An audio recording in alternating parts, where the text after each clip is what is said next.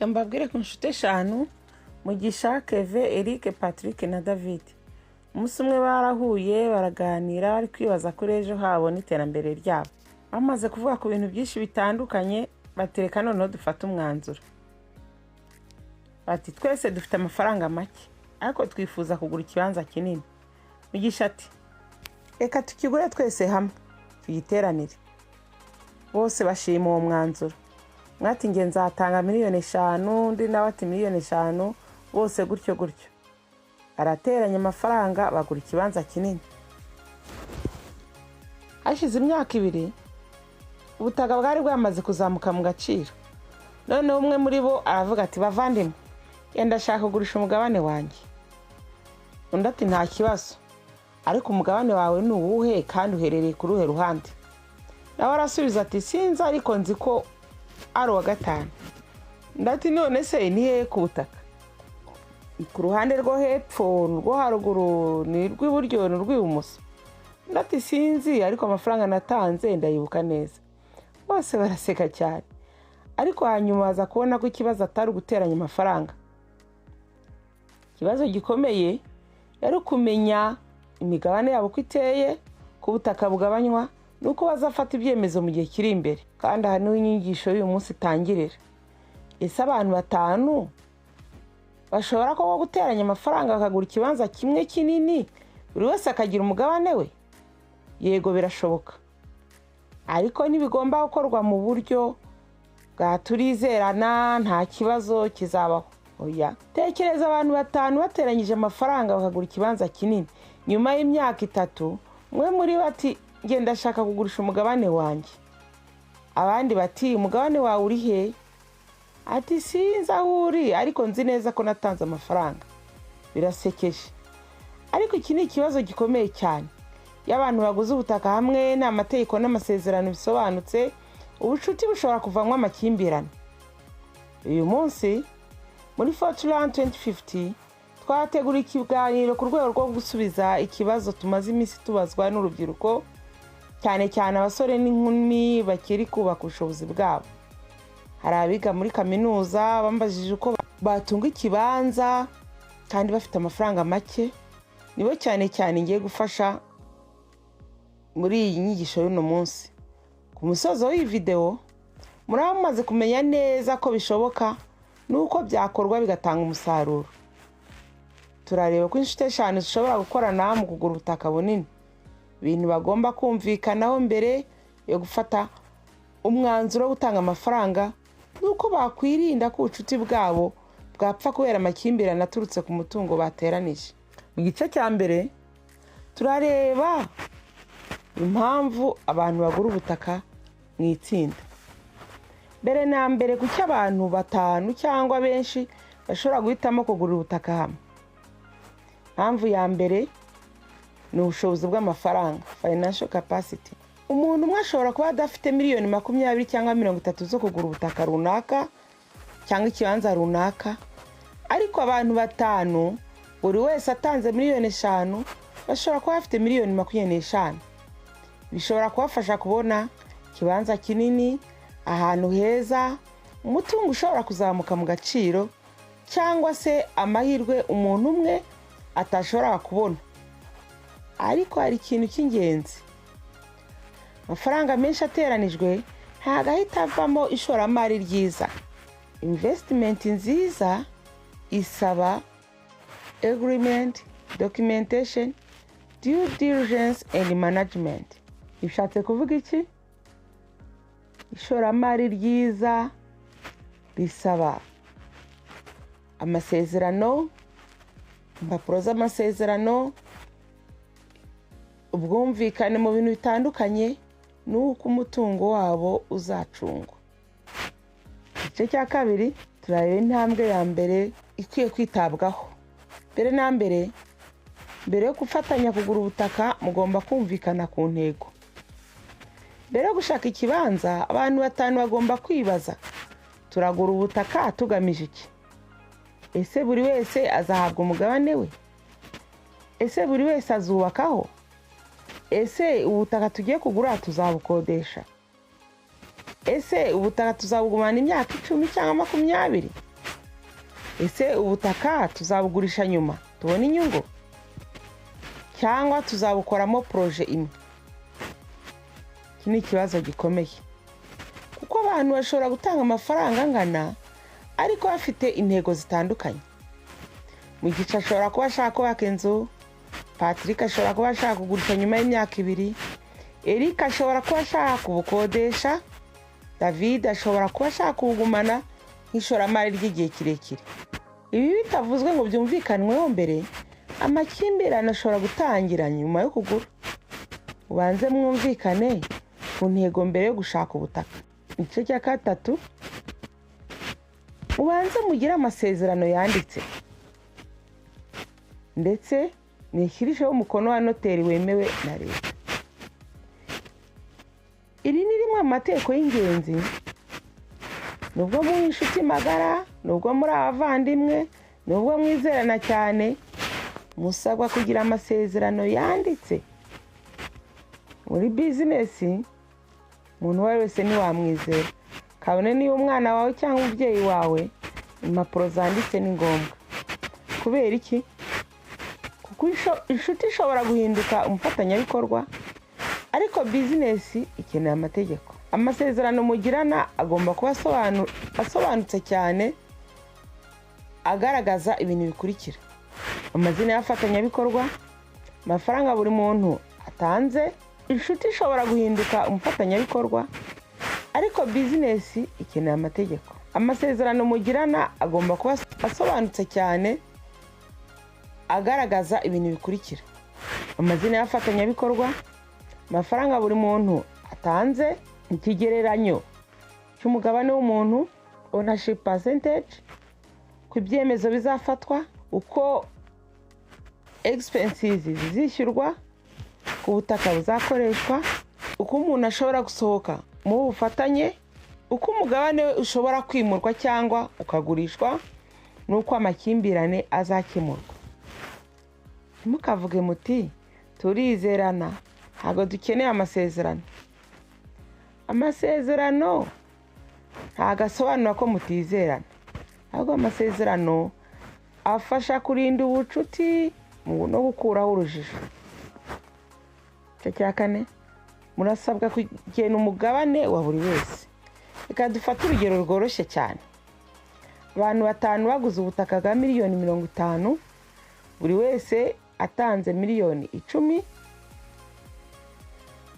Niba ownership ishingiye ku mugabane, buri wese afite 20%. Ariko noneho reka tuvuge ngo Mugisha atanze miliyoni 20, Keve miliyoni 10, Eric miliyoni 10, Patrick miliyoni 5, David miliyoni 5. Bose hamwe batanze miliyoni 50. Aha ownership nishobora guhita ifatwa nkaho buri wese afite 20%. Bagomba kumvikana ku buryo ownership izabarwa, kandi ibyo bikandikwa neza mu masezerano. Amafaranga watanze, ownership ufite, n'uburyo inyungu n'ibiciro bizagabanywa bigomba kuba bisobanutse neza. Cya 5, mugafata umwanzuro mutabanje gukora due diligence. Noneho mugiye kugura ikibanza, banze mugenzure neza ubutaka, mumenye nyirabwo ninde, UPI irihe, ese ufite ubuso bungana iki, ese imbibi cyangwa imbago zimeze gute, ese impapuro z'ubutaka zirahari, ese nta makimbirane cyangwa yujijwe kuri ubu butaka, ese ubutaka bugerwaho n'umuhanda, ese ubutaka bwagenewe gukoreshwa iki, n'ibindi bibazo bishobora kugira ingaruka ku ishoramari. Ntibahagije kubona nyiri ubutaka avuga ngo ubutaka ni ubwanjye. Banze mu bigenzure, kandi niba hari ikibanza kinini, gusura site nabyo birakenewe cyane. Mujye aho ubutaka buri, murebe imbibi, murebe ko muhagera, murebe ibihakikije, ndetse muganire n'abaturanyi baho hantu. Hari igihe biba ngombwa. Mwongereza baravuga ngo don't buy land because the story sounds good but after verification. igice cya gatandatu, ikibanza kinini ntibivuze ko buri wese ahita agira icye. Iki ni ikintu abantu benshi bashobora kwibeshyaho. Mushobora kugura pariseri imwe nini nk'itsinda, ariko ibyo ntabwo bihita bivuga ko buri muntu afite pariseri ye yanditse ukwayo. Hari itandukaniro hagati ya ownership share na separate parcel. Niba mushaka ko buri muntu agira igice cye cyihariye, mugomba kureba uburyo amategeko n'ibisabwa by'ubutaka bibemerera kugira umugabane wihariye cyangwa kubigabanya. Habeho kugabanya aho bikenewe, ntukagabanya ikibanza mu mutwe uti iki gice ni cya Mugisha, iki ni cya Keve, iki ni cya Eric. Oya, kwandika ibyo mwemeranyijweho ni ingenzi. Kubijyanye n'uburyo nyir'ubutaka yandikwa nuko subdivision cyangwa transfer bikorwa, mugomba kugisha inama inzobere mu by'ubutaka n'amategeko kugira ngo uburyo mukoresha bube bujyanye n'amategeko akurikizwa mu Rwanda. Cya karindwi, mugomba kugena uko ibyemezo bifatwa. Noneho ubutaka bwabaye ubwanyu, ikibazo gikurikira ni ninde ufata umwanzuro. Se abantu bose bagomba kwemeranya cyangwa hakora ubwiganze majority? Ese umuntu umwe ashobora gufata icyemezo ku mutungo wose? Mugomba kubishyira mu masezerano. Urugero, umwanzuro muto, abenshi mu bagize imigabane kugurisha umutungo wose. Abantu bose babyemeranywaho. Kugura umugabane byakwemezwa n'abafatanyabikorwa bose. Umushinga w'iterambere byakwemezwa hakurikije amategeko mwashyizeho. Ntabwo ari ngombwa gukoresha uru rugero nyirizina. Icy'ingenzi ni mugire uburyo busobanutse bwo gufata ibyemezo kandi bwandikwe, businyweho n'abafatanyabikorwa bose, ndetse buterweho n'umukono wa noteri. Cya munani, mugomba kugira umuntu ucunga amafaranga. Iyo abantu 5 bashoye amafaranga, financial transparency bari ingenzi cyane. Mugomba kwandika ibintu byose mu buryo busobanutse. Amafaranga yatanzwe na buri muntu, amafaranga yakoreshejwe, amafaranga asigaye, amafaranga yasohotse, imisoro cyangwa amande byatanzwe, ibiciro byagiye bigenda ku iterambere bitandukanye, ibindi byose bisohora amafaranga. Niba amafaranga yose ashyirwa kuri konti z'umuntu umwe ntaho byanditse, ikibazo gishobora kuvuka. Amafaranga akenera ko mukorera mu mucyo. Niyo mpamvu tubabwira ngo nubwo mwamuri inshuti magara, mugomba kugira aho mwandika amafaranga, ntibibe mu mutwe no mu magambo gusa. Cya 9, niba mushaka kuzubaka ku butaka, mubanze mugire master plan. Tuvuge ko mwaguze hegitari cyangwa ikibanza kinini, ushaka ko buri wese azahabwa igice cyo kubakaho. Nta muntu n'umwe wemerewe gutangira gucukura fondasiyo uko abyumva, watangire yubake mutabanje kumvikana kuri plan y'inyubako. Urugero, ko buri wese azakora ku muhanda, ku imbago ziteye imbibe, ubutaka ko bungana, aho mushobora guhurira, ikoreshereze y'ubutaka, ndetse n'iterambere ry'aho hantu. Kubera iki? Kuko umuntu ashobora kubaka inzu nziza cyane, ariko agafunga inzira y'abandi, ntibagira access ku mitungo yabo, ku bibanza byabo. Ndakubaka aho rigori yagombaga kunyura, cyangwa se bagomba gucukura fosse rusange, ndakagira ikibazo gukora ku muhanda. Planning imbere yo kubaka kiza amakimbirane nyuma. Cya 10, niba umuntu ashaka gusohoka mu bufatanye bizagenda bite? Iki ni ikibazo abantu benshi bagirwa. Uyu munsi mwese muri inshuti, ariko nyuma y'imyaka 3 Mugisha ashobora kwimuka, Keve akagira ikibazo cy'amafaranga, Patrick akaba ashaka kugurisha umugabane we. Noneho bizagenda bite? mugomba kubitekerezaho mbere. Ushobora gushyiraho uburyo bwo gutanga amakuru mbere y'igihe, ukabimenyesha, guha abandi bafatanyabikorwa amahirwe yo kugura uwo mugabane mbere, kugena uburyo igenagaciro rizakorwa, no kumenya ko mutation izakorwa mu buryo bwemewe. Ibi nibyo bita exit mechanism. Ubufatanye bwiza ntabwo butekereza gusa ku buryo bwo kwinjira, ahubwo butekereza n'uburyo bwo gusohokamo. Cya 11, ese niba umwe apfuye bizagenda bite? Iki ni ikibazo gikomeye cyane, ariko abantu benshi batinya kukivugaho. Investment y'ubutaka ishobora kumara imyaka myinshi, niyo mpamvu mutagomba gutekereza gusa ku buzima bw'uyu munsi, ahubwo mugomba kumenya ko uburenganzira ku mutungo komeza gucungwa mu gihe umwe mufatanyabikorwa atakiriho. Ibiteganywa mbere. Aha niho rero hakenewe inama z'abanyamategeko. Mugomba kumenya uko amategeko y'izungura n'uburyo bw'imitungo buhererekanywa, ndetse n'ingaruka bishobora kugira ku migabane y'umwe mufatanyabikorwa. Muramenye ntimugasiga ikibazo kizakemurwa n'abazabakomokaho. Biteganye mbere kugira ngo ikibazo kitazavuka. Igice cya 12, ni byiza gukoresha inzobere. Ishoramari ryo mu itsinda rikozwe, nimukwiye kugerageza kwikorera byose ubwanyu. Oya, mushobora gukenera abashinzwe iby'ubutaka kugira ngo bafashe ku bibazo by'amategeko n'inyandiko. Kenera land surveyor kubijyanye n'imbibi, ibipimo, cyangwa se uko ubutaka bugabanywa aho bikenewe. Keneye umugenagaciro, ko hakenewe kumenyekana agaciro k'umutungo. Muzakenera engineer niba mushaka kubaka. Muzakenera project manager niba mushaka kuwashyira umushinga munini. Muzakenera umukontabure cyangwa se mujyanama mu by'umutungo niba amafaranga n'ibikorwa by'imari bimaze kuba byinshi. Ibi bishobora gutwara amafaranga, ariko birakenewe.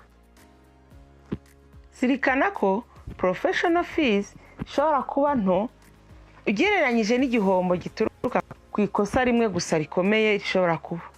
Igice cya 13, katugaruke ku rugero rw'abantu 5.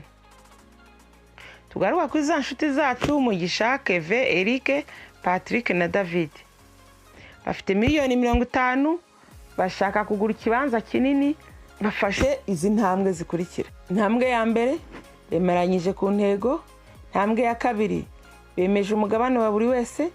Intambwe ya gatatu, bakoze amasezerano yanditse ariho umukono wa noteri wemewe wa leta. Intambwe ya kane, bagenzuye nyir'ubutaka, basuzuma impapuro. Intambwe ya gatanu, basuye ubutaka. Intambwe ya gatandatu, bagishije inama inzobere mu by'ubutaka. Intambwe ya karindwi, bemeza uko uburenganzira ku migabane buteye.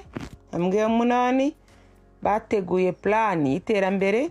Intambwe ya 9, bashyiraho uburyo bwo gutanga raporo y'umutungo. Intambwe ya 10, bashyiraho uburyo bwo kuva mu bufatanye. Noneho ishoramari ryabo riba rifite ishusho isobanutse. Ishoramari ryabo ntigishingiye ku bucuti gusa, ahubwo rishingiye kuri systeme isobanutse. Igice cya 14, reka turebere hamwe amakosa mugomba kwirinda mu bufatanye. Ikosa rya mbere, gura ubutaka nta masezerano yanditse. Ikosa rya kabiri, kugira umuntu umwe ugenzura amafaranga yose, bikorwe mu mucyo. Ikosa rya gatatu rishobora kuba kudashyiraho uburyo imigabane ingana iteye busobanutse. Ikosa rya kane, kudateganya uko umuntu ashobora kuva mu itsinda.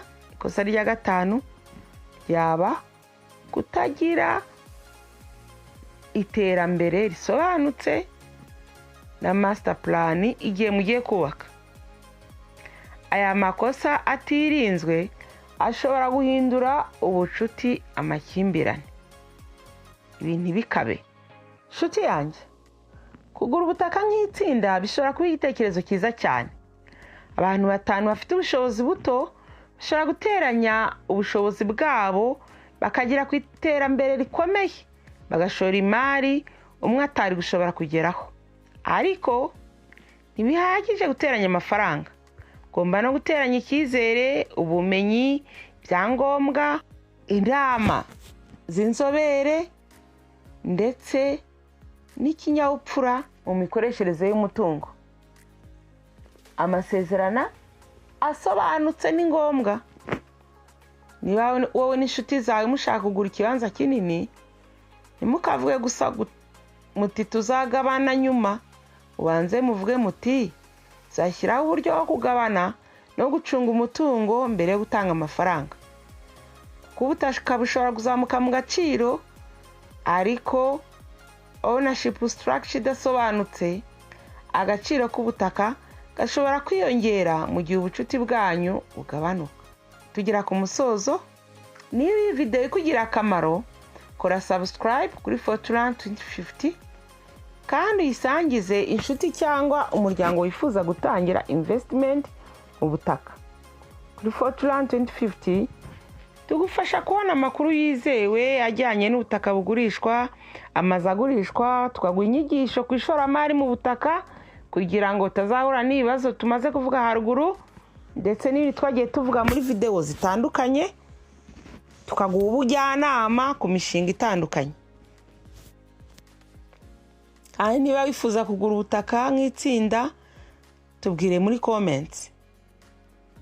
Ni abantu bangahe mwifuza gukorana nabo mu kugura ubutaka? Se ni 2, 3, 5, 10 se? Andika igisubizo cyawe muri comment. Fortran 2050, your gateway to smart investment solutions. Tangira kare, tekereza kure, shora imari mu butaka. Ciao ciao.